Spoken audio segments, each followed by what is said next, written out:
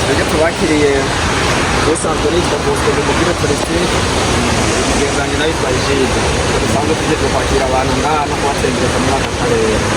Aha hagizwe n'ibintu by'amaratiro bigera kuri 6 duhereye ku amashite ashika 5. Iyi ni shite ya mbere tubona yitwa shite Nyakayi ya mbere.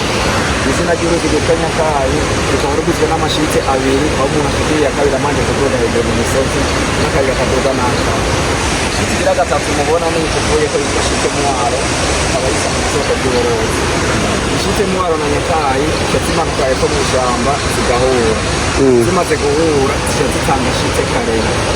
Karera igizwe n'ibice bibiri, umuntu abona Karera ya mbere hejuru na Karera ya kabiri kumanuka hasi. Iyo shite ya Karera nyene niho duca dusanga ikiraro ciza cyane umuntu ashobora gucako. Izo shite zibiri umuntu ahagaze hejuru y'icyo kiraro.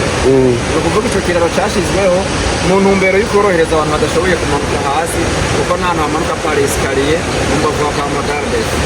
Kigira 6 impande iyo shite Nyakayi ya mbere hari ahantu hari isenga ry'ibuye ndetse ari naho bita la Côte rituelle de Karera.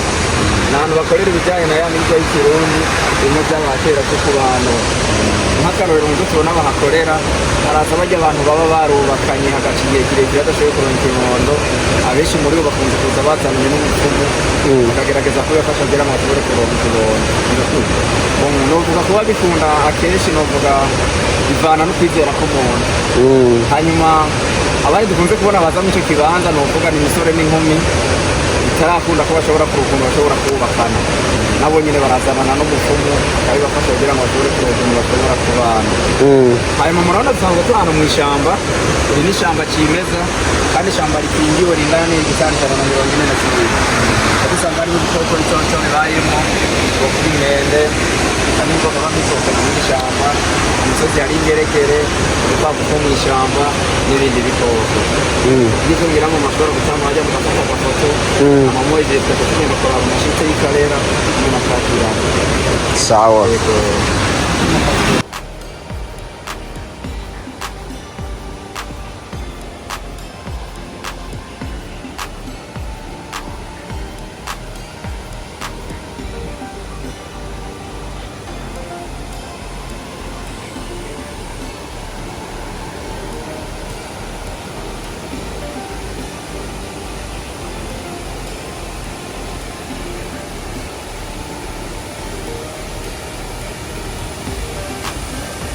That's probably the biggest waterfall I've ever seen.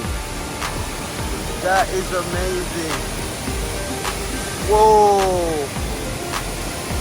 That's insane, bro.